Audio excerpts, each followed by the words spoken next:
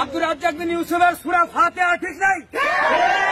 একটা হাদিস আমাদের সামনে সহিভাবে সরল আকারে যদি বলতে পারে তাহলে হুজুরগিরি বাদ দিয়ে দিব। সূরা ফাতিহা ইন্টারনেটে পাওয়া যাবে। সূরা ফাতিহা আব্দুর রাজ্জাক সূরা ফাতিহা যদি পড়তে পারে তাহলে কালিয়াকুরের ওলামা সমাজ ইমামতি বাদ দিয়ে দিবে। সে আব্দুর রাজ্জাক বিন ইউসুফ আমাদের ইমাম আবু হানিফা রাদিয়াল্লাহু তাআলা আনহুকে কাফের বলেছে, কাফের। হযরত ইমাম আবু হানিফা রাদিয়াল্লাহু তাআলা আনহু নবী আলাইহিস সালাতু ওয়াস সালামের সন্তান ছিল। আমাদের ইমাম আবু হানিফা স্পষ্ট ভাষায় নিবন্ধ কিতাবে পাওয়া যায়, ইমাম আবু হানিফা রাহিমাহুল্লাহু তাআলা নবী আলাইহিস সালাতু ওয়াস সালামের স্ত্রী উম্মে সালমা রাদিয়াল্লাহু তাআলা আনহার দুধ পান করেছে। কাছে গিয়েছি, মেয়রের কাছে গিয়েছি, ওসি সাহেবের কাছে গিয়েছি, ডিসির কাছেও গিয়েছি, সকল নেতৃবৃন্দের কাছে আমাদের চিঠি আকারে গিয়েছে, কিন্তু তারা কর্ণপাত করে নাই, আমাদের আহ্বান সারা যায় নাই। তারা এই মাহফিলের অনুমোদন দিয়েছে, অনুমোদন দিয়েছে, অনুমোদন। আমরা স্পষ্ট ভাষায় বলতে চাই, প্রশাসন ভাইদেরকে বলতে চাই স্পষ্ট ভাষায়, এই মাহফিল এখানে করলে আইন শৃঙ্খলার অবনতি ঘটবে। ইমাম আবু হানিফা রাহিমাহুল্লাহ মুহাম্মদ সাল্লাল্লাহু আলাইহি সাল্লামের স্ত্রী উম্মে সালমার দুধ খাইছে, মানে সন্তান। ইমাম আবু হানিফা রাহিমাহুল্লাহ আল্লাহর রাসূলের সন্তান। মানে কোন দুঃখে বলি যে হানাফি মাযহাবটাকে আমাদের দেশে আর মাযহাব রাখা হয় না, এটা আলাদা একটা ধর্ম বানানো হয়েছে। মানুষের কি পরিমাণ মস্তিষ্ক বিকৃত হলে ঠান্ডা মাথায় একজন টুপিওয়ালা একজন আলেম শত শত তার আলেম ভাইদের পাশে বলতেছে মুহাম্মদ সাল্লাল্লাহু আলাইহি সাল্লামের সন্তান হলে ইমাম আবু হানিফা রাহিমাহুল্লাহ। লোকজন বলতে ঠিক, এই যদি তাদের পরিস্থিতি হয় ওয়ালা ইয়ানফাউকা ওয়ালা ইয়াদুররুক, অথচ তার কোনো কল্যাণও করতে পারবে না, অকল্যাণও করতে পারবে না। বিয়াদিকাল খায়র, কল্যাণ আল্লাহর হাতে। একটা মাখলুককে নিয়ে বাড়াবাড়ি করতে করতে কি পর্দায় গিয়েছে আমাদের দেশের এই আলেম ওলামা। তারা রাসূল সাল্লাল্লাহু আলাইহি ওয়াসাল্লামের প্রতি অপবাদ দিতে তাদের কুণ্ঠাবোধ হয় না। কিসের সাথে কি লাগাই দিয়েছে? একজনের মৃত্যুর ৩০ বছর পর জন্ম নিচ্ছে একটা মানুষ, সেই মানুষকে টেনে নিয়ে গেছে, তার দুধ পান করাচ্ছে, আবার যুক্ত করে দিচ্ছে আল্লাহর রাসূল এবং তার পরিবারকে। আস্তাগফিরুল্লাহ আযীম। এখন পর্যন্ত এই দেওবন্দের বাকি আলেমরা একটা অফিসিয়াল বিবৃতি দিল না, 1 মিনিটের জন্য বলল না যে পাগলকে ধরে একটু তাড়াতাড়ি মেন্টালে দাও অথবা একে ঘোষণা দিয়ে দাও যে এটা মানসিক প্রতিবন্ধী, কিচ্ছু বলল না। তাদের ভিতর জবাবদিহিতা নাই। আর আহলুল হাদিসদের সবচেয়ে বড় বৈশিষ্ট্য, তারা যদি তাদের জাতি ভাই ভুল করে বা দিনী ভাই, সঙ্গে সঙ্গে অন্য ঘরের লোক প্রতিবাদ করার আগে তারা নিজেরাই প্রতিবাদ করে সংশোধন করে দিয়ে প্রকাশ্যে এসে বলে আমার ভুল হয়ে গেছে। এই জবাবদিহিতাটা আহলুল হাদিস ছাড়ার কোথায় আছে? অথচ আমাদেরকে অকাত্য ভাষায় যারা গালি দেয় তারা বলতেছে ইমাম আবু হানিফা রাহিমাহুল্লাহ এতদিন বলতে এশার ওযু দিয়ে ফজর পড়ছে, এতদিন বলতো তিনি ঘুম পারতেন না, এতদিন বলতো ওযুর সাথে গুনাহ ঝরে যাওয়া বুঝতো, বিভিন্ন কিছু বলতে বলতে বলতে বলতে শেষ পর্যন্ত দেবতা বানিয়ে দিয়েছে, বলতেছে আল্লাহর নবীর সন্তান। আস্তাগফিরুল্লাহ আযীম। আল্লাহ, এই সমস্ত কথা যখন আমরা মুখ দিয়ে শুনি একজন আলেমের মুখে, তখন আমরা উপর দিকে তাকায় ভাবি আল্লাহ গজব বুঝি এখনই তুমি দিতে পারো। এত বড় কঠিন কথা, রাসূলের প্রতি অপবাদ, এত বড় মিথ্যা কথা একটা মাখলুককে কি করে বলতে পারে? যেই লোকটা কারণে অকারণে রাসূলের বিরোধিতা করে যেখানে সেখানে মুনাজাতে দাঁড়ায় যায়, এই কান্নার কত দূর উপরে যাবে? সে কুনুতে নাযিলা বুঝবে কিভাবে? যেই লোকটা সর্বদা টাকনুর নিচে কাপড় পরে, হারাম দ্রব্য খায়, মানুষকে কষ্ট দেয়, গালি দেয়, এই লোকটা মুনাজাত করলে আর মুনাজাত কত দূর যাবে? 250 কোটি লোক বলতেছে আল্লাহ আমার ফিলিস্তিনি অসহায় ভাই বোনদের তুমি বাঁচাও, ওইদিকে হাসপাতালে পর্যন্ত বোমবাড়ি শত শত নিরীহ বাচ্চাকে হত্যা করেছে। ঠিক কিনা বলেন? বিষয়টা কি? এই বিষয় নিয়ে আমি আজকে বক্তব্য দেব। কথা গরম হলে রাগ করবেন না তো আবার। লিল্লাহি তাকবীর। আল্লাহ কবুল করুন, আল্লাহুম্মা আমিন। ব্যাপার আছে, কাজ হচ্ছে না কেন? কাজ না হওয়ার পিছনে দায়ী আমরা। খালিদ বিন ওলীদ, এদিকে আসো। তুমি নাকি বলেছো যুদ্ধের ময়দানে আবারও আমি সেনাপতিগিরি করব, এত সাহস তুমি পাও কোথায়? তুমি কি জানো তোমার বিপক্ষে যারা যুদ্ধ করবে তাদের সংখ্যা কত বেশি? খালিদ বিন ওলীদ বললেন, হে আল্লাহর রাসূল, হে সাহাবায়ে কেরাম, তোমরা শোনো, আমার 2টা অস্ত্র আছে, 1 কোরআন, 2 আল্লাহর রাসূলের হাদিস। কথা বলার সাথে সাথে তিনি পড়লেন আউযু বিল্লাহি মিনাশ শাইতানির রাজীম। লা তাহিনু ওয়া লা তাহজানু ওয়া আনতুমুল আ'লাউনা ইন কুনতুম মুমিনিন। আল্লাহ বলেছে তোমার কোনো চিন্তা নাই, তোমার কোনো ভয় নাই, বিজয়ের মালা আমি তোমার গলায় দেব যদি তুমি মুমিন হতে পারো। এই আয়াত দ্বারা তুমি কি বুঝালে খালেদ? খালেদ বলতেছে আমি এটাই বুঝালাম, এই আয়াতে তো আল্লাহ সংখ্যার কথা বলে নাই, বলছে মুমিন হলে বিজয় দেব, কয়জন হলে বিজয় দেব তা তো বলে নাই। আর একটা দলিল বলো। আর একটা দলিল তিনি বললেন, হে নবী, মাত্র কয়েকদিন আগে আপনি মসজিদে নববীতে আমাদেরকে বলেছিলেন দার্সে, শোনো আমার সাহাবীরা, যার ভিতরে ঈমান আছে ও হলো তাজা, যার ভিতরে ঈমান নাই ও হলো মরা।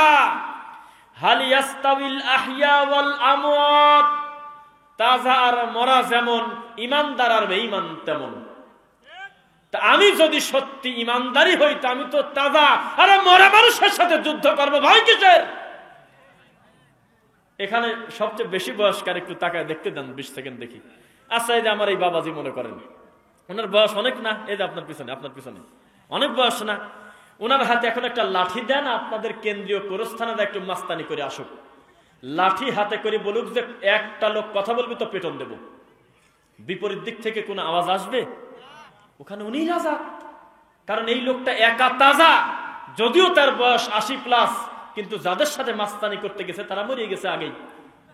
তো খালেদ বিন ওয়ালিদ বলতেছে আমি যদি সত্যি মুমিন হই তা আমি তো তাজা, আরে মরার সাথে যুদ্ধ করব তো সংখ্যা দিয়ে কি করব?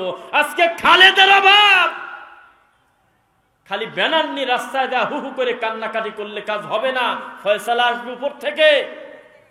চাওয়ার দরজা বন্ধ করে দিয়েছো বিদআত করে, তাকে খুশি করার দরজা বন্ধ করে দিয়েছো শিরিক করে, তোমার মুনাজাত তো সামিয়ানাই পার হয় না। তুমি আল্লাহকে বিশ্বাস করো না, তুমি পৃথিবীতে আল্লাহর হকে সবচেয়ে দামি ইবাদত নামাজ সালাত, এই সালাতেরই তুমি জায়েত রাখলে, বিদআত দিয়ে শিরিক দিয়ে পূর্ণ করে রেখেছে, আল্লাহর হকও মানে না, রাসূলের নীতিও মানে না। এই লোক কান্নাকাটি করলে তা 250 কোটি কি আর 300 কোটি কি? এইবার আসেন, সিদ্ধান্তহীনতায় ভুগতেছি আমরা, সেটা হলো আমাদের এই দেশে মোট আমরা কত কোটি মুসলিম আছে একটা এভারেজ ধারণা বলেন তো, কম বেশি হলে পাপ হবে না বলেন? না, মোট জনসংখ্যা তো 20 কোটি, কিন্তু আপনি ধরেন যে 16-17 কোটি আমরা মুসলিম আছি, আছে কিনা বলেন তো দেখি। ভারত কি হিন্দু প্রধান রাষ্ট্র না মুসলিম প্রধান রাষ্ট্র?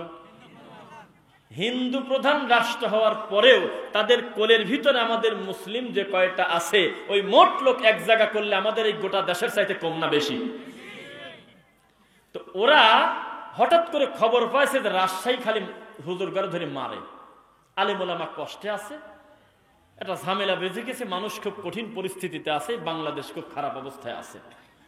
তো তারা ইমানের জোশে তারা সহ্য করতে পারলো না, যে তারা হলো 16 কোটি, আমরা হলো 40 কোটি, এ তোর আয়রে এই 40 কোটি করছে কি বর্ডার পার হয়ে ঢুকে পড়ছে। এসে তারা বলতেছে আমি আমার কোন মুসলিমের ভাইয়ের গায়ে আঘাত আমি দিতে দেব না, আমার সহ্য হয় না, আমার ভিতর থেকে রক্ত ছোটে। পৃথিবীর যে কোনো জায়গায় একজন মুমিন যদি কষ্ট পায় আর একটা মুমিনের ব্যথা লাগার কথা কিনা বলেন? তো তার খারাপ লাগছে যে মুসলমান মার খাচ্ছে বাংলাদেশে, মনে করেন ফিলিস্তিনের কথার মতো। তা ওরা ইমানের জোশে ওরা এই রাজশাহী চলে আসছে, এখান থেকে সিদ্ধান্ত নেবে যে কোন এরিয়া থেকে যুদ্ধটা শুরু করা যায়।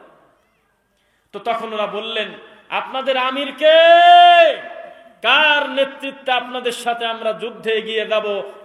রশি বলতেছে আমরা ফরিদপুর থেকে বলতেছি এদিকে আসেন, আমাদের থেকে বড় রশি বাংলাদেশে নাই, পীর মরে গেছে তাতে কি, পীর তো খাট রেখে গেছে, আমরা খাট পূজা পর্যন্ত করি। কথা বলতে বলতে বাম পাশ থেকে চরমনাই লাভ দিয়ে ওঠাই, বেটা চুপ কর, আমরা হলো বিচারের মাঠে নৌকা চালানোর প্লেয়ার, আমরা জিকির করতে করতে লাভ দেওয়া গ্রুপ, আমাদের থেকে বেশি জোশালা মুসলমান এই বাংলাদেশে নাই। আমাদের চরমনার ওরসের দরবারে মাহফিলের সময় মানুষ কত হয় তোরা গুনতে পারবি না, তবে গাড়ি যে পরিমাণ হয় ওই পরিমাণ গাড়ি গাবতলী আর মহাখালী বাস টার্মিনালেও নাই। আক্রোশের কাছে কেন যাচ্ছ তোমরা? চরমনার নেতৃত্বে চলো আমরা জিহাদ করে আসি। ওই দিক থেকে আর এক গ্রুপ, তার নাম হলো জয়েনপুরি। তারা বলতে, এই বেটা এদিকে আমাদের চেহারার দিকে তাকা, আমাদের শরীরের ভিতরে হলো 2টা রক্ত আছে নবীর, ওদিকে যাচ্ছিস কি কারণে? ওরা হলো ওহাবি, আমরা যেটা বলি সেটা শোন। এইভাবে 96টা গ্রুপ, আত্মশিক বলল, চরমনাই বলল, বিভিন্ন গ্রুপ বলতে বলতে একটা ল্যাংটা দাঁড়া গেছে। একটা ল্যাংটা বলতেছে, এদিকে কেন ল্যাংটা কেন? কয় আইসি ল্যাংটা, যাবো ল্যাংটা, কাপড় পরালো কি তো পাপ করছে, আমাদের গ্রুপে আসো। এবার আপনাদের কাছে আমার প্রশ্ন, আমার মুসলিম ভাইটা যে ব্যথা নিয়ে আসছে আমাদের সহযোগিতা করার জন্য, ও কার হাত ধরে সহযোগিতা করবি? বিপদ বাড়লো না কমলো? তো মুসলমানের হলো এই পরিস্থিতি। এই কোরআন মাজিদের আয়াত থেকে 6236টা আয়াত কেউ তার বাপের মতো বোঝে, কেউ তার দুলাভাইয়ের মতো বোঝে, কেউ তার বড় হুজুরের মতো বোঝে, কেউ তার দাদা হুজুরের মতো বোঝে, কেউ তার পীরের মতো বোঝে, কেউ আল্লাহর রাসূলের মতো বোঝে। আল্লাহর রাসূলের মতো বোঝা মানুষের সংখ্যা যেদিন বাড়বে, সেদিন আপনি মনে করবেন আল্লাহর কাছে মোনাজাত করতে দেরি, জেরুজালেম রক্ষা হতে, ইসরায়েলকে ধূলিসাৎ করতে আল্লাহর 1 সেকেন্ড সময় লাগবে না। ইন্নামা আমরুহু ইযা আরাদা শাইআন আন ইয়াকুলা লাহু কুন ফায়াকুন। আল্লাহ হলো সেই জন্য আল্লাহ, যেই আল্লাহর কুন বলতে দেরি, ফায়াকুন হতে দেরি না। সেই আল্লাহর কাছে যেই 250 কোটি মুসলমান কান্না করে, 250 কোটি যে মুসলমান আপনারা বললেন, এর ভিতরে আক্রোশী বাদ দিয়ে না, আক্রোশী সহ, ওর ভিতরে শিয়া বাদ দিয়ে না, শিয়া সহ। এই যে হুজুরের মুখের দিকে তাকাবেন কিন্তু কথা শুনবেন আমারটা, যাতে ভুল গেল কিনা আপনি বুঝতে পারেন। 2 জন বসে আছে, তারা তাদের বাথরুমের টয়লেটের পাপোশে লেখছে ইয়া আবু বকর, বলেন নাউজুবিল্লাহ। অথচ তারা হজ করে, অথচ তারা নিজেদেরকে বলে মুজাহিদ, পৃথিবীর শ্রেষ্ঠ মুসলমান দাবি করে, তাদের নাম হলো শিয়া। তারা নামাজের ভিতরে বলে হে আল্লাহ আপনি আয়েশাকে ধ্বংস করেন, বলেন নাউজুবিল্লাহ। তারা তাদের বইতে লিখে রাখছে হে আল্লাহ আমাদের জীবদ্দশায় কোনোদিন যদি জিবরাইলকে আমাদের সামনে দেখা করায় দিতে, তো জিবরাইলের দাঁতই ভেঙে দিতাম আমরা। আপনি ওহী পাঠাইছিলেন হলো আবু তালেবের ছেলে আলীর কাছে, জিবরাইল পাগলামি করে মুহাম্মাদের কাছে গেল কি কারণে? এক ভুল করছে, নবী মরার পরে তার লাশটা দাফন হওয়ার আগে এত কাহিনী বাদ দিয়ে সরাসরি আলীর হাত ধরে বলা যেত না, যা হবার হয়েছে, এখন তুমি হলো খলিফা। তারা তাদের বইতে লেখছে। এই 250 কোটি মুসলমানের মধ্যে তারাও আছে।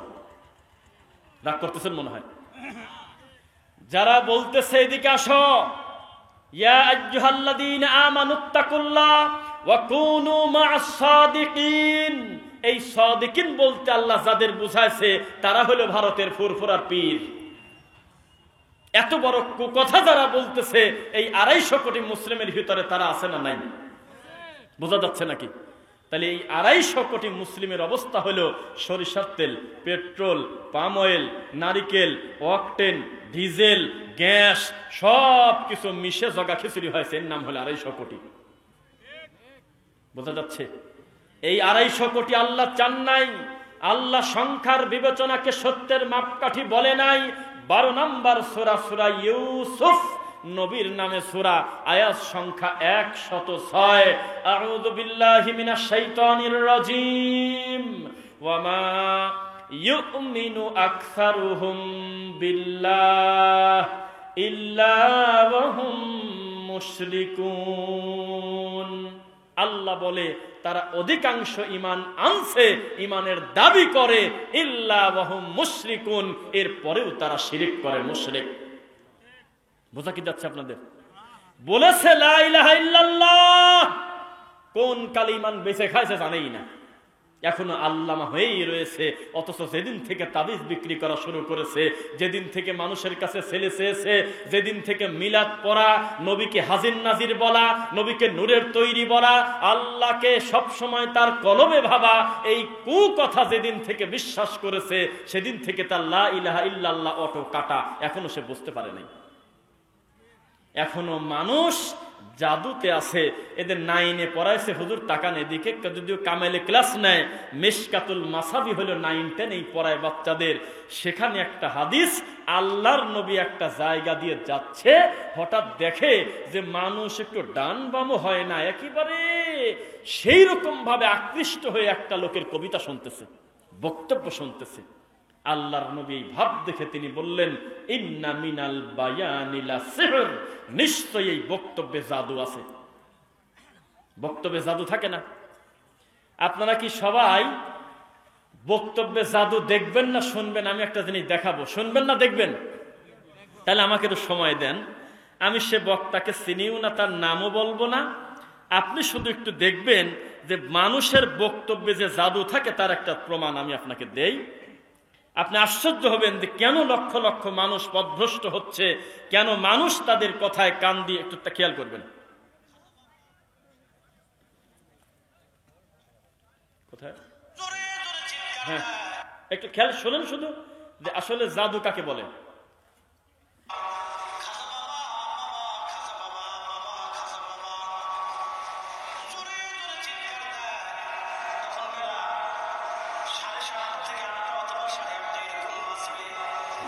এইটুক শুধু আমি শোনালাম। একজন ব্যক্তিকে ডাক দিচ্ছে যে খাজা বাবা, বাবা খাজা বাবা, এত মিষ্টি করে টানটা দিচ্ছে, 4 মিনিটের ভিতরে বাবার গেঞ্জি গায়ে দেওয়া, টুপি মাথায় দেওয়া, খেতা গায়ে দিয়ে ঘোরায় সাধারণ কথা বলতেছে, আর সামনে লাখ লাখ শ্রোতা আবেগে কাঁপতেছে, বলতেছে বাবাজি তো এমনি সময় বের হয় না, আজকে গেঞ্জি গায়ে দিয়ে বের হয়ে গেছে। এখন এই সামনের লোকজন খালি কাঁদতেছে। বলেন তো কেন? কারণ তার কণ্ঠে জাদু আছে। ও মানুষকে নজরবন্দি করেছে তার মিষ্টি কণ্ঠ দিয়ে, কানে হাত দিয়ে হু হু করে কাঁদে, পাবলিক সেন্টিমেন্ট কাজে লাগায়, আবেগ নিয়ে শত শত জাল হাদিসের ইনজেকশনের সিরিজ তার ভিতরে ঢোকায় দিচ্ছে। আর বিপরীতে সহি কথা যখন বলা হয়, তখন অফলাইনে আমাদের বলে ইহুদির দালাল, আর অনলাইনে বলে তোরা হলো ফিতনাবাজ খ্রিস্টান। বোঝা কি যাচ্ছে? আজকে এই উম্মার দরদে সবচেয়ে বেশি যারা ভূমিকা পালন করে তারা হলো আহলুল হাদিস, তারা হলো সালাফি মানহাজের লোক। মিথ্যা না সত্য? মিথ্যা না সত্য? কিসের তুমি কোথাকার প্লেয়ার? এক ডক্টর আসাদুল্লাহ গালিব হাফিজাহুল্লাহ এক সালাতুর রাসূল বই লেখে সারা পৃথিবীর বাংলা ভাষাভাষী মানুষের সালাত পরিবর্তনের ব্যাপারে, রাসূলের কায়দায় সালাত পরিবর্তনের ব্যাপারে যেই ভূমিকা রেখেছে, লক্ষ কোটি বেদাতি মুফতি আল্লামা এক জায়গা হয়ে 10 মিনিটও আল্লাহর নবীর সালাতের ব্যাপারে তাদের উপকারী বক্তব্য নেই। অথচ তাদের বক্তব্যে লাখ লাখ মানুষ জড়ো হচ্ছে, আর তারা এটাকেই মনে করতেছে হকের মাপকাঠি। বলেন নাউযুবিল্লাহ। সিরিয়াস কথায় আসেন। মুহাম্মদুর রাসূলুল্লাহ সাল্লাল্লাহু আলাইহি ওয়াসাল্লাম তিনি বলছেন, আমার সামনে নবীদেরকে এবং তাদের উম্মতকে পেশ করা হবে। আমি এমন নবীকে দেখব, একটা নবী হেঁটে যাচ্ছে, তার সাথে লোকের সংখ্যা মাত্র 2 জন। আমি বললাম আশ্চর্য, ইনিকে? বলা হবে আপনি যেমন একটা সময়ের নবী ছিলেন, আখেরি নবী, ইনিও একটা সময়ের নবী ছিল, শত শত বছর দাওয়াত দিয়েছে, কথায় সাড়া দিয়েছে মাত্র 2 জন। আবার আর একটা লোক আমার সামনে আসবে, পিছনে থাকবে একজন, সামনে থাকবে একজন। আমাকে বলা হবে সামনের লোকটা নবী, আর পিছনের লোকটা হলো সেই নবীর সাহাবী, সেই নবীর অনুসারী উম্মত। আবার আমি একটা নবীকে হেঁটে যেতে দেখবো, সহিহ বুখারীর হাদিস, সহিহ মুসলিমের হাদিস। তখন আমি বললাম যে একা একা হেঁটে যায় কে? তখন বলা হবে ইনি একটা রানিং নবী ছিল, আল্লাহর এই মাটির উপরে একটা সময় শত শত বছর দাওয়াতি কাজ করেছে, তার কথায় কেউ সাড়াই দেয়নি। তারপরে আমার দিকে ধেয়ে আসতেছে একটা গ্রুপ, যেই গ্রুপ মনে হচ্ছে আমচত্বর পার হয়ে যাবে, তবু মাথা দেখা যায় না। বিশাল একটা গ্রুপ আমার দিকে আসতেছে। আমি তখন মনে করব নিশ্চিত এটা আমি মুহাম্মদ সাল্লাল্লাহু আলাইহি ওয়াসাল্লামের উম্মত। আমি যখন বলবো এরা কারা, এরা কি আমি নবীর উম্মত কিনা, সঙ্গে সঙ্গে নাকচ করে দিয়ে বলা হবে এটা হলো মুসা নবীর উম্মত, এটা আপনার উম্মত না। তারপরে সেই উম্মত চলে যাওয়ার পরে আর একটা উম্মতের এমন দল আমার দিকে আসবে, যার ডান দেখা যায়, বাম দেখা যায় না, পিছন দেখা যায়, সামনে দেখা যায় না, চোখ যত দূর যায় শুধু মাথা আর মাথা। বলা হবে এরা হলো উম্মতে মুহাম্মাদী। মুহাম্মদ সাল্লাল্লাহু আলাইহি ওয়াসাল্লাম আমাদেরকে বলতেছে, হে আমার উম্মতেরা, বিচারের মাঠে আমি যত উম্মত নিয়ে আমি আল্লাহর সামনে দাঁড়াবো, আমার আব্বা আদম থেকে শুরু করে ঈসা নবী পর্যন্ত আর কোন নবী এত সংখ্যক উম্মত নিয়ে দাঁড়াতে পারবে না। সুবহানাল্লাহ। আমি তোমাদেরকে নিয়ে গর্ব করতে চাই আল্লাহর সামনে। আল্লাহর সামনে আমি গর্ব করব। আমাকে কয়েকটা পুরস্কার দেবে বিচার শুরু হওয়ার আগেই। 1 নাম্বার পুরস্কার, হিসাবের বাইরে 70,000 উম্মতকে আল্লাহ অটো জান্নাতে দিয়ে দেবে। ওই 20 সেকেন্ডের একটা আমল দেব আপনাদের। অতি দ্রুত সামনের দিকে একটু আগায় বসবেন, কোনো কথাবার্তা না বলে, যাতে আমাদের বক্তব্যে বিঘ্ন না ঘটে। আমরা কোন রকম আউল ফাউল সাইড সাইডে কোথাও যাব না, তার কারণ যাতে অল্প সময় আমরা মূল কথাটা বলতে পারি। এরপরে যেহেতু আলোচক আরো রয়েছেন, আল্লাহ সকলকে কল্যাণ দিন, আল্লাহুম্মা আমিন। এরপরে বলা হবে, হে নবী, আপনার এত সংখ্যক উম্মতের ভিতরে 70,000 উম্মত পার হলে আর কতই উন্নতি হলো। আল্লাহর নবী বলল, কথা শেষ হয় নাই, আমিও দাবি করেছি আল্লাহর কাছে, বিনিময়ে আল্লাহ প্রত্যেক হাজারের সাথে আরো 70,000 যোগ করে দিয়েছে। তো ক্যালকুলেট করে আমরা সেদিন হিসাব করছি, তার পরিমাণ হয় 490 কোটি। কত কোটি? 490 কোটিকে বিনা হিসাবে আগে সাইড করে জান্নাতে দেবে। তাদের একটা মাত্র আমল ছিল, তারা কোনো কুলক্ষণে বিশ্বাস করত না। বিয়াদিকাল খায়র, সব কল্যাণ আল্লাহর হাতে, এটাই তারা বিশ্বাস করত। বিশ্বাস করেন তো আপনারা? কল্যাণ কার হাতে? আল্লাহর হাতে। তাহলে আমার ফিলিস্তিনের মুসলিম মার খাচ্ছে, আমার আরেক জায়গার মুসলিম মার খাচ্ছে, মুসলিম হিসেবে আমার ব্যথা লাগে না? যার ব্যথা লাগে না সে মুমিন না, যার কষ্ট লাগে না সে মুসলিম হতে পারে না। পাশাপাশি আফসোসও তো আমার আছে যে আমি যে জিহাদ করতে চাচ্ছি, আমি জিহাদের অস্ত্র হিসেবে কি বেছে নিলাম? জিহাদের অস্ত্র হিসেবে আমি কি বেছে নিলাম? আল্লাহর নবীকে আল্লাহ সান্ত্বনা দিচ্ছে, ওয়ালাকাদ নাসরাকুমুল্লাহু বিবাদরি ওয়া আনতুম আদিল্লাহ। হে নবী, আমি তো বুঝে ফেলছি 3 ভাগের 1 ভাগ ভেঙে নিয়ে গেছে আব্দুল্লাহ বিন উবাই সুলুল। এই জন্য আপনার মনটা খারাপ যে আপনার পিছন থেকে সাহাবীদেরকে ভেঙে নিয়ে গেল। খবরদার, মন খারাপ করবেন না। মনে করে দেখেন বদরের ঘটনা, কিভাবে আমি আপনাকে সহযোগিতা করেছি, ওইভাবেই আমি আবার সাহায্য করব। শর্ত হলো ফাত্তাকুল্লাহ, আল্লাহকে ভয় করেন। কি করতে হবে বলেন? আল্লাহকে ভয় করেন, তাহলে বিজয়ের মালা আমি আপনার গলায় দেবই। দেয় নাই? দিয়েছেন কিনা? তাই তো আপনি এখনো বসে আছেন। 313 জন ছিল নবী এবং তার সাহাবী, তারা ছিল 1000-এর উপরে। কিভাবে তারা পারে? আমরাও কয়েকজন মিলে একেবারে ফু দিয়ে ইসরায়েলকে উড়াইয়া দেব? জি না, কখনো সম্ভব হবে না।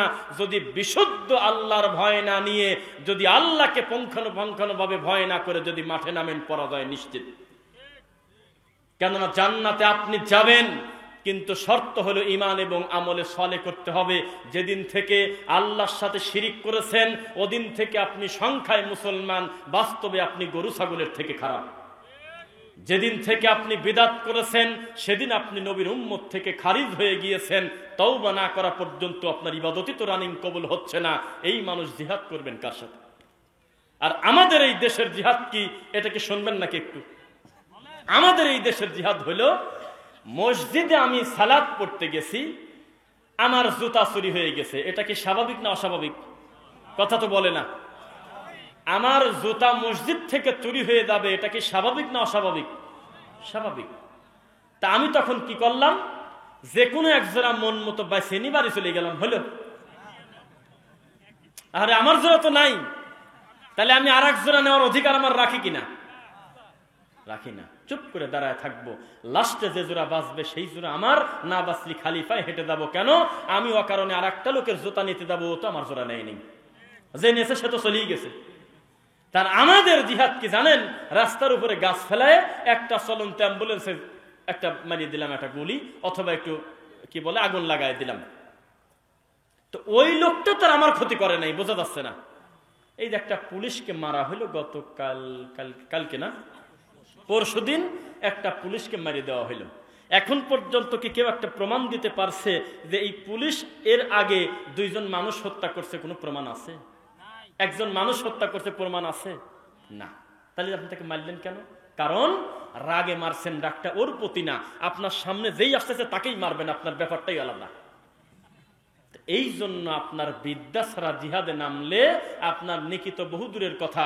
আরে নবী সাল্লাল্লাহু আলাইহি ওয়াসাল্লাম বললেন, আল্লাহর রাস্তায় জীবন দিয়ে দিল এমন ব্যক্তিও জাহান্নামে যেতে পারে তাকাব্বুরি থাকার কারণে, তার নিয়তের ত্রুটি থাকার কারণে। আর পুলিশ মারি জান্নাতে চলে যাবেন? আপনার ভাইকে যে মেরেছে সে এই পুলিশ ছিল না, অন্য দলের আরেকজন ছিল, আপনি এই পুলিশটাকে মারলেন কেন? এর নাম হলো না বুঝে আন্দাজে জিহাদ করা। বোঝা কি যাচ্ছে? এর নাম হলো জিহাদ করা নয়। আপনাকে যে মারছে আপনি তাকে মারবেন, তবে নিজে মারতে পারবেন না, আইনি প্রক্রিয়ার মাধ্যমে তাকে সাজা দিবেন। আপনি হাতের কাছে যাকে পারেন তাকে মেরে দিতে পারেন, এটা কেমন কথা? এই যে আজকে মাহফিল করে রাতে রওনা দেব, আল্লাহু আলাম, আল্লাহ তুমি ভালো জানো, তুমি সবচেয়ে বড় জ্ঞানী, হঠাৎ হতে পারে রাস্তায় আটকে একটা গাড়ি পুরাই দিল, ভেঙে দিল, এই গাড়িওয়ালা তার কি ক্ষতি করেছে এটা কি কেউ বলতে পারবেন? বলতে পারবেন? মান কতালান নাস, একজন মানুষকে কেউ যদি হত্যা করে তাহলে একজনকে হত্যা করে নাই। কতালান নাসা জামিআ, সে যেন সারা পৃথিবীর সব মানুষ হত্যা করে দিয়েছে। বলেন নাউযুবিল্লাহ। তাহলে জিহাদ করতে চাচ্ছেন আপনি কি নিয়ে? সেই জিহাদের বিদ্যা জ্ঞান লাগবে কিনা একটু বলেন। এত ইমানের জোশ কেন আমাদের দেশে? আপনারা আবার আকবরিয়া নাম বলেন না, মিডিয়ায় উঠে যাবেন, হিসাব করে কথা বলা লাগে। আমাদের দেশে এমনও কিছু হুজুর ছিল মারা গেছে, এমনও কিছু বড় আলেম ছিল, তিনি যখন জেলে ছিল তার নামের উপরে আমার এই ভাইয়ের মতো, আমার মতো যুবক ছেলে শত শত এই রাজশাহীতে তাজা রাস্তার উপরে জীবন দিয়ে দিবে ব্যাপারই না ছিল না? না, দেয় নাই। তার নামের উপরে জীবন দেবে, কিন্তু টাকনোর উপরে কাপড় পরবে না, ফজরের নামাজে জামাতে নামাজ পড়বে না, পারলে জীবন দিয়ে দেবে। আল্লাহর কসম কথা সত্য, আল্লাহর কসম কথা সত্য। পুলিশের সামনে 15 জন দা ডিং ডিং করতেছে, মনে হচ্ছে যে পুলিশ গুলি করলেই জান্নাতে ঢুকে যাবে। জীবন দিয়ে দেওয়া তার জন্য খুব ইজি। যেই হুজুরের জন্য জীবন দিতে চাচ্ছে মুহূর্তের ভিতরে, ওই হুজুরকে ভালোবেসে আজ পর্যন্ত দাড়িটাকে একটু লম্বা করতে পারে নাই, এখনো বিরাসের মতোই আছে। কত প্রমাণ লাগবে আপনি আমাকে বলেন? ফজরের সালাত আদায় করা জামাতের সাথে এটা কঠিন না জীবন দিয়ে দেওয়া কঠিন?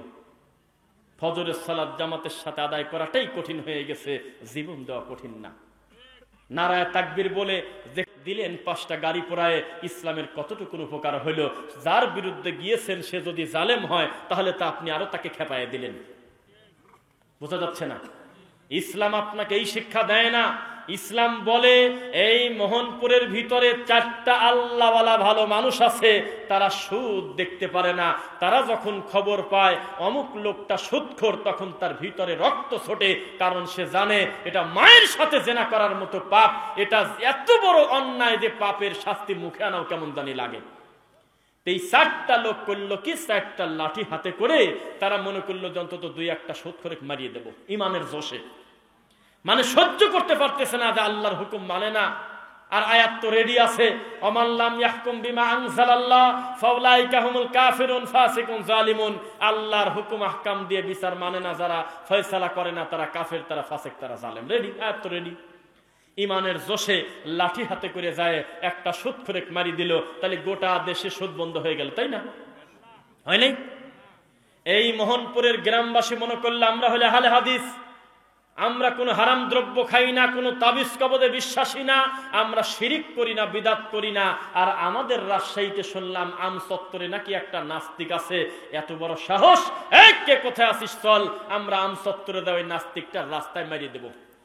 তাহলে ওই নাস্তিকটাকে যদি একবার কষ্ট করে টুপিওয়ালারা মারিয়ে দিতে পারে, তাহলে গোটা রাজশাহী নাস্তিক মুক্ত, তাই না? কেন আপনি বুঝতে পারেন নাই? ওই নাস্তিক তার বাপকে নাস্তিক বানাতে পারতেছে না, ওই নাস্তিক তার আপন ছোট ভাইকে নাস্তিক বানাতে পারে না, কারণ সে দৃশ্যমান একটা বিয়াদব। দাওয়াত দিতে গেলেই ম্যাক্সিমাম জায়গায় লাথি খায়, গুলি খায়। সর, হিন্দুর তাও একটা ভগবান আছে, তোর তো কেউ নেই, যা সর। এমনি সে অবহেলিত, নাস্তিক হওয়ার কারণে তাকে কেউ দেখতে পারে না। ওর থেকে বড় বিয়াদব হলো আপনার মসজিদের হুজুর, যে জর্দাব খায় আর হলো তাবিজের ব্যবসা করে। ও মানুষের ঈমান নষ্ট করে 3 বছর পর পর 10 জনের, আর আপনার হুজুর এক একটা জুমার খুতবায় শত শত মানুষকে জাল হাদিস শেখায়। বড় অপরাধী কি ইমাম সাহেব না ওই নাস্তিক?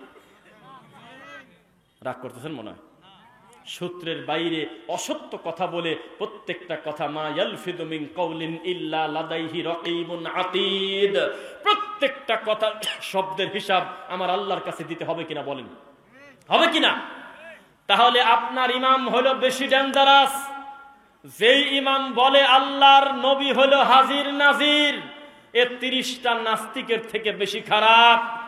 কারণ একটা গ্রামে একটা নাস্তিক থাকে, ও গবেষণা করে চিন্তা করে বছরে তার মতো 5টা নাস্তিকও বানাতে পারে না, এটা তার জন্য কঠিন। কিন্তু একটা বেদাতি হুজুর শত শত মানুষকে বেদাতি বানাতে সক্ষম, ঠিক কিনা? তাহলে বেশি খারাপ কে, নাস্তিক না আপনার হুজুর? রাগ করতেছেন? যেই আলেম বলতে পারে কে কোথায় আছে এদিকে আসো, হজ করতে গিয়েছিলাম আমি, আল্লাহর নবীর ঘাম মুবারক নিয়ে আসছি, তোমাদের একটু সেটাই গায়ে দিয়ে দেব। এই তোমরা এদিকে আসো, আমি হযরত আলীর কবর জিয়ারত করে আসলাম, যে দেখি আলীর একটা চুল পাওয়া গেছে, সেই চুল প্রতিদিন একটু একটু একটু একটু করে বাড়ে, আমি একটু সাইড থেকে কাটিয়ে নিয়ে এসে আসো। যেই লোক বলতে পারে তোমরা কে কোথায় আছো এদিকে আসো, আয়েশা মসজিদ থেকে আমি একটু মাটি তুলে নিয়ে আসছি, এই মাটি যদি শনিবারের দিন বিকালে 3 নিঃশ্বাসে 1000 বার আল্লাহর নাম নিয়ে তাবিজের ভিতরে ভরে তোমার গলায় দেই, ছেলে ঠেকায় কিনা? তাহলে এই হুজুরটা বেশি খারাপ না ওই নাস্তিকটা বেশি খারাপ? আপনি আমাকে বলেন। কিন্তু আমাদের সমাজের কথা, ফজরের নামাজ পড়ে নাই, টাকনুর নিচে কাপড়, ঈদের নামাজে জামাত ফেল করে, পিতা মাতাকে দেখতে পারে না, মেয়ের সম্পত্তি ছেলে লিখে দিয়েছে, ছেলেটা মেয়েকে, এত বড় বড় পাপে জর্জরিত, চা খেতে খাতে খালি শুনছে আম চত্বরে নাকি একটা লোক আল্লাহর ব্যাপারে অথবা একটা ধর্ম বিরোধী কোনো কাজ করছে, তখন ওকে যদি সুযোগ দেন একটা লাঠি হাতে করে ও জামাইরি দিয়ে আসবে। ও বুঝতে পারতেছে না, ও বুঝতে পারতেছে না যে এটা ব্যক্তির দায়িত্ব না, এটা পার্সোনালি ওই ব্যক্তিকে বলা হয় নাই তুমি বেছে বেছে নাস্তিককে হত্যা করে দাও, অবশ্যই সে বড় পাপী। ইসলামী শরিয়া থাকলে আমার রাসূলের ব্যাপারে একটু কটু মন্তব্য করলে এই দুনিয়াতে তার বেঁচে থাকার অধিকার নাই। আল্লাহর কসম, আল্লাহর কসম করে বলতেছি, একটা সাহাবী পেটের মধ্যে ছুরি ভরে দিয়ে মহিলাকে মারিয়ে দিয়ে আসি, বলতেছে আল্লাহর নবী এরকম একটা কাম করলাম, আল্লাহর কসম আল্লাহর নবী বলে নাই যে তুমি পাপ করছো, বলেই নাই, কিচ্ছু বলে নাই। তার মানে প্রমাণ হয় আমার নবীকে নিয়ে ব্যঙ্গ করলে, কটূক্তি করলে তার বেঁচে থাকার অধিকার দুনিয়াতে নাই। এটা সত্য, আমরা মানি। কিন্তু আপনি আল্লাহকে মানবেন না, বিদআত করবেন, শিরিক করবেন, তাওহীদ হত্যা করবেন, এই মানুষটা কান্নাকাটি করে আর কতদূর কি হবে? ফিরে আসেন সেই কথায়। আবু বকর রাদিয়াল্লাহু আনহু বসে আছেন হলো উটের উপরে, হঠাৎ করে উটের এই নাকের রশিটা খুলে খুলে একটু পরে পরে যায়। আবু বকর রাদিয়াল্লাহু আনহু করলেন কি জানেন? এই ডান হাত দিয়ে উটের পায়ের উপরে হালকা করে গুতা মারে। গুতা মারার সাথে সাথে উটের একটা ধর্ম আস্তে করে একটু কাঁদতে হবে, বসে যাবে, আমার মালিকের মনে হয় কিছু দরকার। গরু যাচ্ছে ওই জায়গায়, গরু এখান থেকে মালিক বলতেছে হাস, হ্যাঁ কি বলে, ওর ভাষা বুঝে ফেলে, বামে যায় ডানে যায়, মিথ্যা না সত্য? আবু বকর যখন ঘোড়ার উপরে, উটের উপরে গুতা মারে, তখন উটটা বসে যায়, তখন ওই দড়িটা তুলে আবার নাকে পরায় দেয়। এইরকম ঘটনা 2-3 বার হওয়ার পর সাহাবায়ে কেরাম আপত্তি জানালেন, সুবহানাল্লাহ, আবু বকর আপনি কি করতেছেন? আল্লাহর নবীর মরার পরে উম্মতে মুহাম্মাদের শ্রেষ্ঠ মানুষ হলো আপনি, রানিং প্রধানমন্ত্রী আপনি, আমরা যারা বসে আছি একটা লোকও কি চোখে পড়ল না? ইশারা করলেই তো দড়িটা তুলে দিতাম। তখন তিনি বললেন, হে আমার সাহাবীরা, আমি জানি উটের রশিটা তুলে দিলে কোনো অন্যায় হতো না, ইশারা করলে কে কার থেকে আগে এসে তুলে দেবে এটা আমি জানি, প্রতিযোগিতা হতো, তবে আমার একটা চিন্তা হয়তো, তাই তুললাম না। কিভাবে? বলেছে আমার বন্ধু, আমার জামাই, আমার নবী, আমার কলিজার টুকরা মুহাম্মদুর রাসূলুল্লাহ সাল্লাল্লাহু আলাইহি ওয়াসাল্লাম মরার আগে বলে গেছে, ইযা সাআলতা ফাসআলিল্লাহ, যা দরকার আল্লাহকে বলো। এই রশিদা আমি তুলতে পারি না, তোমাকে বলবো কে? কয়দিন আগে সৌদি আরবের একটা পুলিশ, আর সৌদির পুলিশ ইকুয়াল টু বাংলাদেশি খয়রাতি 3 কোটি হলো মুফতি। একটা পুলিশের যে আকীদা, তার আল্লাহ সম্পর্কে যে স্বচ্ছ ধারণা, বাংলাদেশে খয়রাতি মুফতি 3 কোটি এক জায়গা করলে হবে না। এই পুলিশ দেখেছেন, মনে হাত তুলবেন, একজন হাজির গলায় বলতেছে যে তাবিজ দেখছে, বলতেছে তাবিজ কেন, তাবিজ কেন?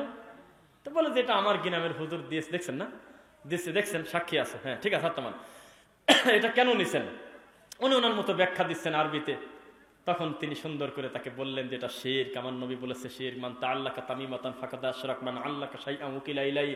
একের পর এক তাকে হাদিস বলে সুন্দর করে তাবিজটা ছিঁড়ে বলল, যা দরকার আল্লাহর কাছে চান। সুবহানাল্লাহ। এবার কি বুঝেছেন শিক্ষা কাকে বলে, বিদ্যা কাকে বলে বুঝেন? এইটা দিয়ে সংসার চালাচ্ছে হুজুর। কয়দিন আগে, 2-3 দিন আগে যারা আমার ভিডিও দেখেন, আমি একটা তাবিজ আনবক্সিং করছি, দেখছেন কেউ? হাত নামান। ওর ভিতর থেকে কি বের হয়েছিল বলেন তো? কি বের হয়েছিল তাবিজের ভিতর থেকে? 2টা সুতা আর একটা গাছের বাকল ভরে দিয়েছে একটা বড় মাওলানা মুফতি একটা নিরীহ মাদ্রাসার বাচ্চা ছেলের গলায় দিয়ে বিল নেছে হলে 1225 টাকা। যারা বলে একদিন ঠিক হবে, বয়স হলে মানুষের বলে জ্ঞান বাড়ে, বয়স হলে বলে মানুষ সংশোধন হয়, ইবলিস তো দিন দিন শয়তানেরও বাড়তেছে। ইবলিসের চাইতে সিনিয়র লোক এখানে একজনও নাই। দিন যত যাচ্ছে শয়তানি কমাচ্ছে না বাড়াচ্ছে বলেন? বয়স বাড়া কমার সাথে সম্পর্ক নাই। বেদাতি হুজুর যদি বিদাত থেকে তওবা না করে, দিন যত যাচ্ছে আরো বিদাত বেশি করে করতেছে।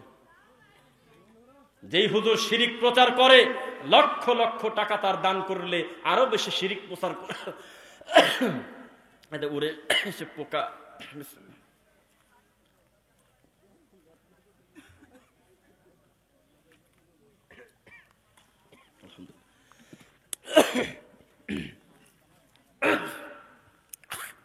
গালে পোকা।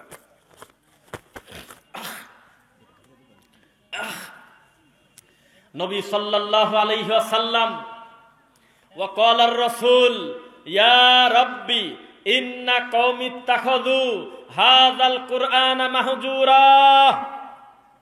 কবর পূজারীরা বলতেছে আব্দুল কাদের জিলানী নাকি আল্লাহর নবীকে মিরাজে বলে এইভাবে হাত দিয়ে ঠেকা দিয়েছে।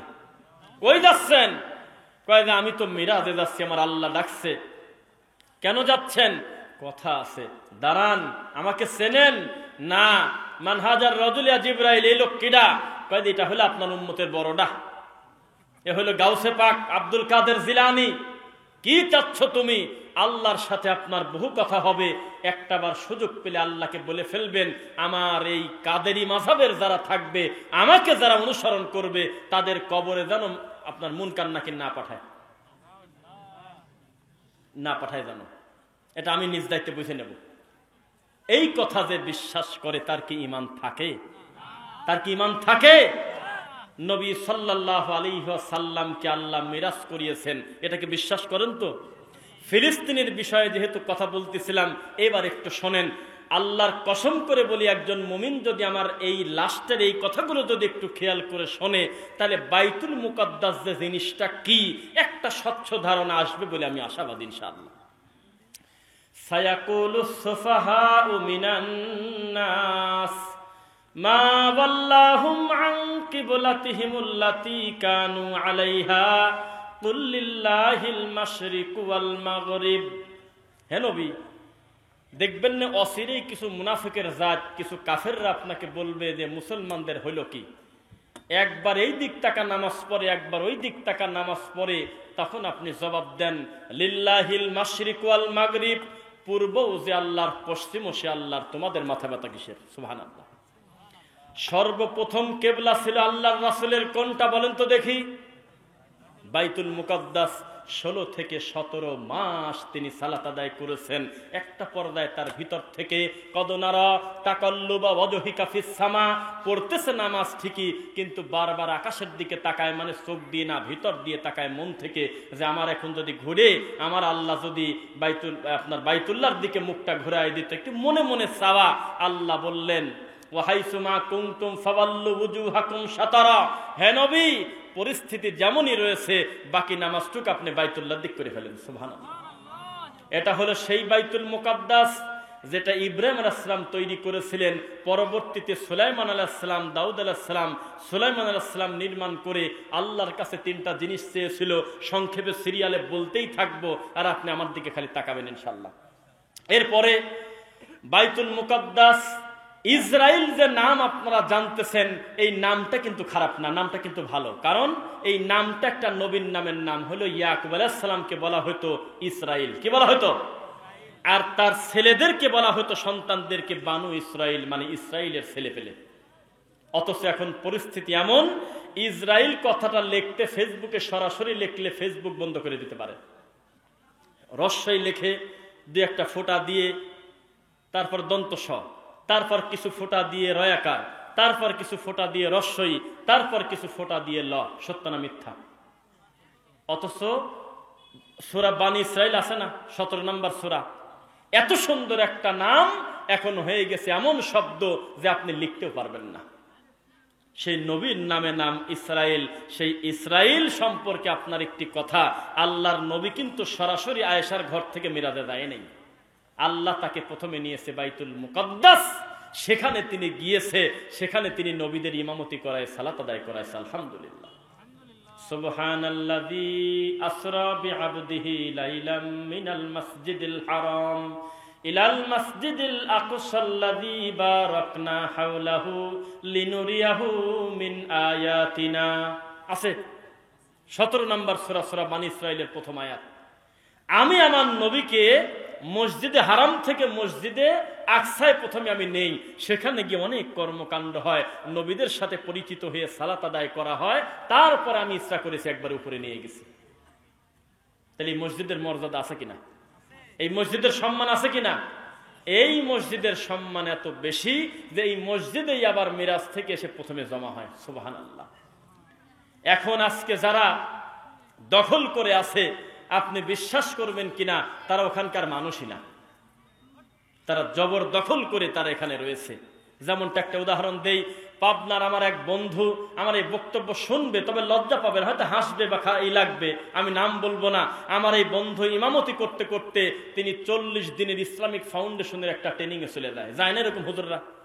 তো কমিটির লোক বলছে, ভালো, আপনি ট্রেনিং এ যাচ্ছেন, তবে যাওয়ার আগে একজন হুজুরকে রেখে দেন যিনি 40 দিন চালাতে পারে, ঠিক কিনা?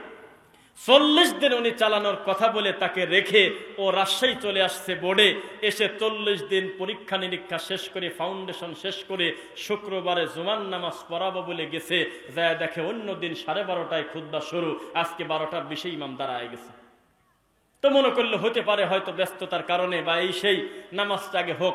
নামাজ হওয়ার পর দেখে মিলাদ হয়, কত কিছু হয়, মুনাজাত হয়, আরো কত কাজ কাম হয়। সভাপতি এদিকে আসে, সেক্রেটারি এদিকে যায়, কেশিয়ার টাকা গনে, কেউ আমার সাথে কথা কয় না, আমাকে নেই না। 40টা দিন একটা লোককে আমানতের দায়িত্ব দিয়ে যাওয়ার কারণে পরিস্থিতি এমন হয়েছে, ওই মনে হয় মূল ইমাম আর ও হলো বেড়াতে আসছে, মনে হয় বেড়াতে, রিফুজি। আজকে যারা আমার মুসলিম ভাই বোনদেরকে কষ্ট দিচ্ছে, তারা মূলত এই জায়গার মানুষই না, তারা অন্য অন্য জায়গা থেকে এসে এসে তারা দখলদারিত্ব করে আজকে গোটা অমুসলিম তাদের নিয়ন্ত্রণে। আপনি মনে করতেছেন দেখতে সংখ্যায় মনে হয় কম ইহুদি, এরা শুধুই কয়জন? জি না, ওদের পরিকল্পনায় সারা পৃথিবীর অমুসলিম নাচে। আজকে 1000 মুসলিম মারা গেলে জাতিসংঘ বলে আমরা 30 সদস্যের কমিটি গঠন করে একটা আলোচনা করে দেখতে পারি কি করা যায়। আর অমুসলিম একটা কুত্তা মারা গেলে তাদের সহ্য হয় না, চিৎকার দিয়ে তারা মানবাধিকার লঙ্ঘন বলে তারা মিছিল মিটিং করে। মিথ্যা না সত্য? মুসলিমের রক্তে কোনো দাম নাই। আর এই মুসলমান জাতি এত খারাপ, এখনো পর্যন্ত এরা সিদ্ধান্ত নিতে পারে নাই যে নবী নূরের তৈরি না মাটির তৈরি। এখনো তারা সিদ্ধান্ত নিতে পারে নাই মিলাদকে দাঁড়া পড়ব না বসে পড়ব, ওদিকে তারা গোড়া কাটি দিচ্ছে ইসলামের। এটা হলো সেই পরিস্থিতি। হিজবুত তাওহীদ আনছে কারা? খবর নেন। আহলে কোরআন কারা? খবর নেন। নবীর একটা হাদিস অস্বীকার করলে সে কাফের, আর আহলে কোরআন বলতেছে নবীর হাদিস মানেই হলো বাতিল, মিথ্যা কথা। নাউযুবিল্লাহ। এগুলো কোথা থেকে ডেলিভারি হয় আপনি বোঝেন না? 3 দিন পর পর এক একটা গ্রুপ বের হয় আর মূলধারার আহলে হাদিসদেরকে অকথ্য ভাষায় গালিগালাজ করে। এরা কারা আপনি কি বোঝেন না? ফেসবুকের একটা পোস্ট দেখলাম, একটা হাসি আসলো, ধর্ম মনে করে আবার শুনেন না। এটা একটা লোক মরার পরেও বলে আফসোস করতেছে। কেন? বলে যে আমার বউর হাতে আমি খুন হয়েছি, এরকম লোক নাই দুনিয়ায়। স্ত্রীর হাতে স্বামী খুন হচ্ছে না, খুন হওয়ার পরে ওই লোক তো মরে গেছে, এখন ওই লোক স্বপ্নে আসি বলে দেখতেছে ওই বউ বিধবা ভাতা পাচ্ছে। জেলে মেলে আবার কিসের? জেল নাই, এখন বিধবা কাঠ হয়েছে, আরামে বসে বসে খাচ্ছে। তখন সে বলল লা ইয়ামুতু ফিহা ওয়ালা ইয়াহইয়া, এ তো মরিও না বাঁচিও না, এ তো বিপদের শেষ নাই। তা আমাদের মুসলমানদের পরিস্থিতি হইল এরকম। ওআইসি বলেন, জাতিসংঘ বলেন, মানবাধিকার কমিশন বলেন, মনে হচ্ছে লোকটা মনে হয় ইসলামের পক্ষেই আমাদের দিকে আসতেছে, কিন্তু হঠাৎ করে আবার দেখি কয়েকদিন না যেতেই পোল্টি মেরে আবার রাজনৈতিকে ঘুরে গেছে। মিথ্যা না সত্য? হেফাজত যখন মাঠে নামলো তখন মনে হবে গোটা দেশে মনে হয় তাদের বাহ দাবি তো কত সুন্দর, ইসলামিক দাবি নিয়ে রাস্তায় নামলো। কয়েকদিন পর তারা যেই সার্টিফিকেট পেয়ে গেল, যাকে বলছিল যে সন্ধ্যা পর্যন্ত সময় দিলাম পালানোর পথ খুঁজে পাবেন না, তাকেই তারা মা বানা ছাড়ছে। ইন্নাল ইনসানা লিরাব্বিহি লাকানুদ, আল্লাহ সার্টিফিকেট দিচ্ছে আমার এই বান্দা, আমার এই দাস হলো নিমুখ হারাম, অকৃতজ্ঞ, অকৃতজ্ঞ জাত। মনে হচ্ছে দাবিটা সঠিক, সামান্য কিছু টাকার বিনিময়ে আল্লাহর দিন বিক্রি করতে এই জাতির কোনো কিছু আসা যায় না। মিথ্যা না সত্য? এই হলো পরিস্থিতি। এই জাতি কবে সংশোধন হবে? আমি কয়েকদিন আগে একটা ভিডিও দিছি যে মসজিদে ঢুকেই জমিদারের মতো বসবেন না, আগে আল্লাহর ঘরে 2 রাকাত সালাত আদায় করে বসবেন। শুনছেন? দেখছেন? বলুন তো কারা দেখছেন? এইদিকে আমার পাপ হয়েছে বলা। ওরে বাবা, অনেক কমেন্ট আছে মনে হয় 6,500, অত তো সম্ভব না দেখা। মানে 2 মিলিয়ন লোক দেখছে, 20 লাখ। তা আমি মনে করলাম যে বসেই আছি, কিছু কমেন্ট দেখি। হাতে গোনা 2-1টা কমেন্টে মাশাআল্লাহ আলহামদুলিল্লাহ, বাদ বাকি মোট হলো তুই কাফের, তুই খ্রিস্টান, তুই ইহুদির দালাল, তুই ইংরেজদের দালাল। হাই রে গাল! তো মসজিদে যা 2 রাকাত নামাজ পড়লে খ্রিস্টান হব, এটা কোন নীতি বলেন? কয়েকদিন আগে ডক্টর মুজাফফর বিন মোহসেন হাফিজাহুল্লাহর একটা রিল ভিডিওর ক্লিপ আমার সামনে আসলো। উনি বলতেছে, ইন্নী ওয়াজ্জাহতু ওয়াজহিয়া লিল্লাযী ফাতারাস সামাওয়াতি ওয়াল আরদা হানিফা ওয়া মা আনা মিনাল মুশরিকিন। জায়নামাজের দোয়া মনে করে যেটা পড়তেছেন এটা বেদাত। এটা কি কোনো পাপ করছে বলেন তো এই কথাটা বলে? কি যে নোংরা ভাষায় গালি, এটা আর সহ্য করা যাচ্ছে না। এই তুই ইংরেজের দালাল, এই তুই খ্রিস্টানের দালাল। এই জাতিটাই নেগেটিভ। এই মিডিয়া সব বলা যায় না, এই গোটা জাতি নেগেটিভ। এই গোটা জাতি হলো নেগেটিভ। মানুষই না এরা, যারাই তাদের তাওহীদের কল্যাণ করতে আসছে, যারাই তাদের দাওয়াতি কাজ করতে আসছে, যারাই তাদের ভালো খেদমতের জন্য আসছে, তাদেরকে নিয়েই তারা ব্যঙ্গ ঠাট্টা করছে। মিথ্যা না সত্য? তাদের হুজুর বৃদ্ধ হলে তারা পূজা করে। আমরা দেখেছি ওই বড় হুজুর মরে যাওয়ার আগে একটা মরা মানুষের গায়ে রুমাল বাঁধিতে মুরিদ করছে, কয়দিন আগেও দেখছি। আর আমাদের হুজুররা বৃদ্ধ হলে আল্লাহ তাকে দিয়ে আরো বেশি দিনের খেদমত নেয়। আলহামদুলিল্লাহ।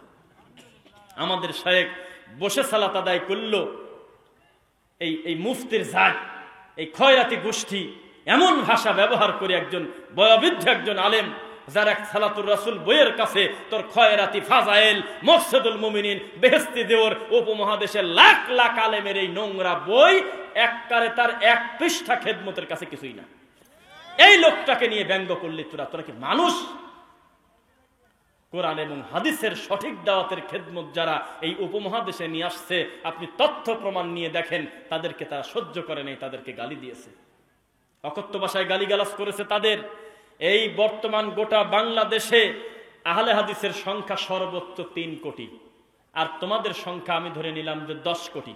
প্র্যাকটিস যারা করো, এই 3 কোটি লোকের কথায় এত মাথা ঘোরে কেন? আমাদের 3 কোটিকে মাইনাস করে জিহাদ করো, যাও ঠেকালো কে? আমাদের এই 3 কোটিকে মাইনাস করে তুমি অন্য কর্ম করো। কিন্তু আমরা যখন কোনো ফতুয়া দেই, তোমার গা লাগে কেন? বোঝা গেল এটাই সঠিক ফতুয়া, তোমার সহ্য হচ্ছে না তাই। কয়দিন আগে এর নাম বলেও ফরজ হয়ে গেছে, ওই যে হাকিমুন নফস নামে একটা জোকার, উম্মতের বলে ডাক্তার, চিকিৎসক বলে, বেদাতির একেবারে ঠিকাদার, জিনরা বলে তার জালসায় দাওয়াত দেয়। এই মিথ্যা না সত্য বলছি বলেন? তাকে বলে জিনরা বলে জালসায় নিদা দাওয়াত দিচ্ছে। এত বড় এক প্রতারক, এত বড় এক ভণ্ড দেওবন্দি এক মুফতি, সে বলতেছে আমরা নাকি এতদিন ধরে ইসরায়েলের টাকা খাইছি। শুনছেন? এই সব কথার কোনো মানে আছে? কয় যে আহলে হাদিসরা ইংরেজদের দালাল, তারা ইসরায়েলের টাকা দীর্ঘদিন খাইছে, এই জন্য এখন তাদের গুণগান গায়। কোন একটা মুফতি রানিং মাহফিলে লাখ লাখ মানুষের সামনে বলতেছে, আর এই জাতি তার নাম দিয়েছে হাকিমুন নফস আল্লামা মুশতাকুন নবী কাশেমি দাবা, দাজ্জাল বাহিনী নাম দিতেছে। মুজাফফর বিন মোহসেন ভাই বলছে দাবা, দাজ্জাল বাহিনী। আমরা আরেকটু সিরিয়াস বলতাম, তাছাড়া উনি নরমই বলছে। এই নোংরা মুফতি বলতেছে ইসরায়েলের টাকা খাও তোমরা আহলে হাদিস, তোমরা তো তাদের পক্ষে বলবেই। যেই লোক বলতেছে আমার কাছে একটা লোক আসছে তাবিজ নেওয়ার জন্য, আমি বলতেছি আমার কাছে তাবিজ নিলে অব্যর্থ তাবিজ, কাম হবেই, তবে কাম হলে 1 লাখ টাকা আমার মাদ্রাসা দিয়ে দিস, এত বড় একটা ভণ্ড হুজুর। সেই লোক বলতেছে আমরা বলে ইহুদির দালাল। শুনছেন? তো এই জাতি আজকে কোথায়? তাদেরকে নিতে আমি কিছু বলবো না, আপনারা থেকে অনুমতি নেব। বলেন তো, ওই হুজুরকে যদি আশপাশে কোথাও আনতে চান 50,000 টাকার বেশি লাগবে না কম লাগবে? ওই যে ও করছে 1 লাখের কাছাকাছি, সত্য আসে না। তাছাড়া অ্যাডভান্স দিতে হয় তার 50,000, হেলিকপ্টার ছাড়া আসবে না। এই প্রতারক হুজুর বলতেছে আমরা নাকি ইসরায়েলের দালাল। শুনছেন কি ভাষা? এটা আলেমের মুখের ভাষা। রেজাউল করিম আবরারের ছেলের গলায় তাবিজ নাই কেন? তন্ন তন্ন করে খোঁজেন, মিথ্যা বললে আমাকে ধরেন। আমি দায়িত্ব নিয়ে বলতেছি, তার নিজস্ব মুখের কথা টকশোতে উনি বলছে আমি নিজেও তাবিজ নেই না, আমার বাচ্চার গলায়ও তাবিজ নেই। সেই লোক তাবিজ টিকানোর জন্য আজকের যিনি আলোচক মুফতি মুয়াজ্জম হোসেন সাইফি, তার সাথে ডিবেট করে গোটা জাতির সামনে তাবিজ ঠেকাতে চাইলো। কেন? তাবিজকে টিকানোর জন্য এত মেহনত কেন? কারণ এই মেহনতটা হলো চরমোনার এই পীর ঠাকুরকে প্রতিষ্ঠিত করার, কিছুই না, ইসলামের কোনো বিষয় না। এটা তার বাবা কেন্দ্রিক ধর্ম বোঝার কারণে তাবিজের মতো একটা নোংরা জিনিসকে প্রতিষ্ঠিত করার জন্য আমাদের এই দেশে বাহাস পর্যন্ত হয়েছে। সত্য না মিথ্যা? অথচ তার নিজের গলায় তাবিজ নাই। আমি বলে দিলাম, আপনি প্রমাণ দেন যে তার গলায় আছে, আপনি বলেন। সে নিজেও জানে এগুলো শয়তানি, কিন্তু ধর্মটাকে বাবা কেন্দ্রিক বোঝার কারণে আজকে চাইলেও সে সব হক কথা বলতে পারতেছে না। বোঝা কি যাচ্ছে? কোরআন এবং হাদিস আপনার মন মতো বুঝলে হবে না। নবী সাল্লাল্লাহু আলাইহি ওয়াসাল্লাম এবং তার সাহাবায়ে কেরাম যেভাবে বুঝেছে ওইভাবে তাকে বুঝতে হবে। বোঝা কি যাচ্ছে? মুফতি মুয়াজ্জম হোসেন সাইফি হাফিজাহুল্লাহ যখন ওই টকশোতে আপনার এই আবরারকে যখন উদ্দেশ্যে বলেছিলেন, বাহাসের শুরুতে আপনার সাথে 2টা কথা, মুসলমানের দলিল শুরু হবে আল্লাহ বলেছেন, 2 নাম্বার দলিল শুরু হবে নবী বলেছেন, তারপরে বাকি কথা শর্তে রাজি হলে আলোচনা শুরু করেন। প্রথমেই যদি বলেন যে কাকা বলছে, দাদা বলছে, ওই আব্বা হুজুর বলছে, চরমোনার কিতাবে পাইছি, আশরাফ আলী থানভী বলছে, তালি মানবো না, তখন আবরারের মুখের অবস্থা কেমন ছিল আপনারা বলেন তো দেখি। মুখটাই শুকে গেল। বাস্তবতা এরকমই। আল্লাহ সুবহানাহু ওয়া তাআলা আমাদের দিনের সঠিক জ্ঞান অর্জন করার তৌফিক দিক, বলেন আমিন। আমার একটা আদব কিনা আমি জানি না, আমার একটা গতি, আমার পরে কোনো আলোচক যদি থাকে তাকে 3 মিনিট বসায় রাখছে, এই গতি আমাকে আল্লাহ দেখায় নাই, বা হয়তো সামনেও হবে না। একেবারে মিমনুনজের মিন, তারপরেই আবার সমস্যা হলো রর উপরে তাসদিদ। সমস্যা না মানে রর উপরে তাসদিদ, তাহলে এই নুন লেখায় আছে আর পড়ায় আসবে না। তখন এই মিম যা ডাইরেক্ট ধরবে মিম রজের মির, তার মানে নুনটা এখন হাইড হয়ে যাবে। যদিও দেখা যাচ্ছে, তবে তার কর্ম শেষ, তাসদিদের দায়িত্ব হয়ে গেছে মির রব্বিক। একটু পরে দেখবেন আল্লাহ সুবহানাহু ওয়া তাআলা যে কথাগুলো তখন বললাম, আল্লাহ আমি মানুষ, আমার ভুল ভ্রান্তি হলে তুমি ক্ষমা করো। আমাদের এই ভালো কথাগুলো আগে আমাকে এবং যারা শুনলো তুমি সকলকে আমল করার তৌফিক দাও, বলেন আমিন। আল্লাহ সুবহানাহু ওয়া তাআলা এত সুন্দর একটি মাঠ ভর্তি সুন্দর পরিবেশ, মাত্র 1 ঘন্টা আগেও মনে হলো এই মাঠে লোকজন কিভাবে আসবে, এই জায়গা এত জায়গা পড়ে আছে, মানুষ কোথায়? আজকে এই মানুষগুলো কোরআন শোনার জন্য, হাদিস শোনার জন্য এভাবে জমা হয়েছে। আল্লাহর কাছে আমরা আশাবাদী, আল্লাহ আমাদের মৃত্যুর সময় আমাদের মুখের শেষ বাক্য যেন হয় লা ইলাহা ইল্লাল্লাহ। আল্লাহ আমাদের সকলকে কবুল করুন, আল্লাহুম্মা আমিন। আসসালামু আলাইকুম ওয়া রাহমাতুল্লাহি ওয়া বারাকাতুহু। আলহামদুলিল্লাহ।